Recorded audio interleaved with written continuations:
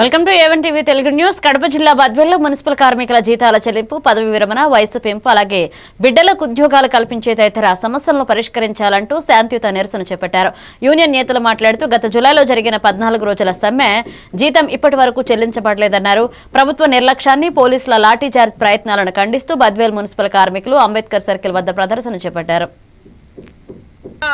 నెల్లూరు నగరపాలక సంస్థలోని మున్సిపల్ ఉద్యోగులు, కార్మికులు తమ న్యాయమైనటువంటి సమస్యల పరిష్కారం కోసం గడిచిన 43 రోజులుగా శాంతియుతంగా ఆందోళన, నిరసన కార్యక్రమాలు చేపడుతూ నిన్నటి రోజున తమ గోడును, తన సమస్యలను చెప్పుకునేదానికి చలో మున్సిపల్ కార్యాలయం బాట పడితే శాంతియుతంగా చేపడుతున్నటువంటి కార్యక్రమాన్ని హింసాత్మకంగా మార్చి అక్కనటువంటి పోలీసుల జులుం ప్రదర్శించాలని, 14 రోజుల సమ్మెకాలపు వేతనం మంజూరు చేయాలని, అట్లాగే చనిపోయిన, రిటైర్మెంట్ అయినా, అట్లాగే ఆరోగ్యం బాగలేనటువంటి కార్మికుల స్థానాల్లో వాళ్ళ కుటుంబ సభ్యులకి ఉపాధి అవకాశాలు కల్పించాలని చెప్పేసి ప్రధానంగా వారు డిమాండ్ చేస్తూ నిరసన ఒప్పందాల మేరకు సమ్మెకాలం జీతాన్ని అమలు చేయాలా, చనిపోయిన కార్మికుల కుటుంబాలకి ఉపాధి అవకాశాలు కల్పించాలని చెప్పేసి కూడా ఈ సందర్భంగా డిమాండ్ చేస్తున్నాం.